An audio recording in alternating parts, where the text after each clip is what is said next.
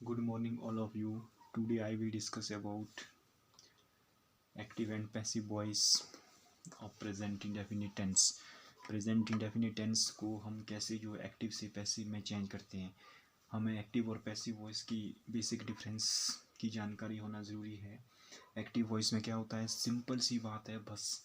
Active voice में क्या होता है, इसमें सब्जेक्ट जो काम करने वाला होता है वो एक्टिव होता है। कहने का मतलब है जो करता है वो किसके साथ यूज़ होता है, वर्ब के साथ यूज़ होता है, सिंपल सी बात है।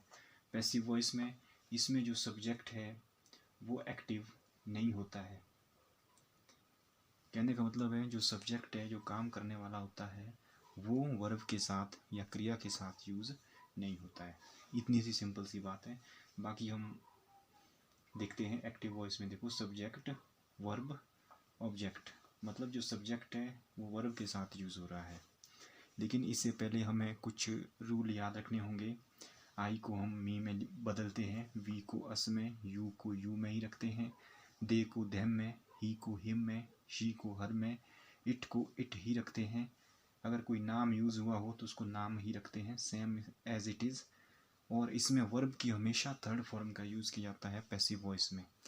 और लास्ट चीज़ ये है, जब हम प्रेजेंट इंडेफिनिट टेंस को पैसिव वॉइस में बदलते हैं तो इज़, एम और आर का यूज़ किया जाता है। फर्स्ट एग्जांपल हम लेते हैं एक्टिव वॉइस का, आई रीड ए बुक। ये एक्टिव वॉइस है, क्यों? क्योंकि यहाँ सब्जेक्ट है, फिर मेन वर्ब है, फिर ऑब्जेक्ट है। मतलब सब्जेक्ट किसके साथ है, वर्ब के साथ है। इसका मतलब जो सब्जेक्ट है, जो करता है, वो क्या है, वो एक्टिव है, इसीलिए ये एक्टिव वॉइस है। इसको हम पैसिव बनाएंगे। कैसे बनाएंगे, इसको पीछे से लेते हैं। ए बुक इज़, ये सिंगुलर है, इसीलिए हम इसमें से इज़ का यूज़ करेंगे पैसिव वॉइस में। A book is read, third form. A book is read by me. यहाँ देखो सब्जेक्ट क्या है, मी। रीड क्या है, क्रिया, वर्ब। अब देखो ये कितनी दूर चले गई है एक दूसरे से। यहाँ पर क्या था, ये साथ साथ यूज़ हो रही थी। कहने का मतलब सब्जेक्ट एक्टिव था, लेकिन यहाँ पर जो सब्जेक्ट है वो मी है।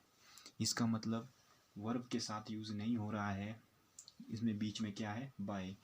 तो इसका मतलब जो ये सब्जेक्ट है ये कैसा है, ये पैसिव है, मतलब एक्टिव नहीं है। Second, you teach my younger brother. आप मेरे यंग ब्रदर को पढ़ाते हैं। इसका मतलब क्या हुआ, यू क्या है, कर्ता, सब्जेक्ट, टीच मतलब क्रिया, सब्जेक्ट किसके साथ है, वर्ब के साथ है। इट मीन्स ये एक्टिव वॉइस है। अब हम इसको पैसिव में चेंज करेंगे। माय यंगर ब्रदर इज़, क्योंकि सिंगुलर है, माय यंगर ब्रदर क्या है, सिंगुलर है, एक ब्रदर की बात हो रही है, इसलिए हम यहाँ पर इज़ का यूज़ करते हैं। My younger brother is taught by you. Taught क्या है, टीच की थर्ड फॉर्म है, बाय यू। यहाँ देखो सब्जेक्ट कहाँ है और वर्ब कहाँ है, बीच में क्या है, बाय।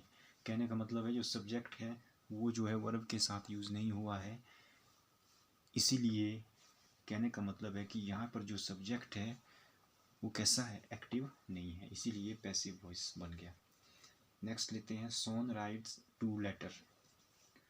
सोन क्या है, ये सब्जेक्ट है, काम करने वाला है, क्या काम कर रहा है, राइट्स, लिख रहा है। इसका मतलब सब्जेक्ट किसके साथ है, वर्ब के साथ। ये एक्टिव वॉइस है। इसको पैसिव वॉइस में कैसे चेंज करें,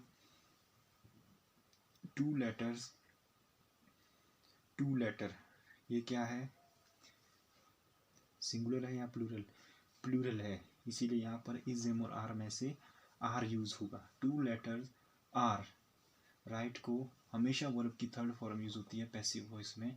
to letters are written by Sohan. यहाँ देखिए सब्जेक्ट क्या है, सोहन, वर्ब क्या है, रिटन, बीच में क्या है, बाय। इसका मतलब जो सब्जेक्ट है उसके साथ जो है वर्ब का यूज़ नहीं हुआ है।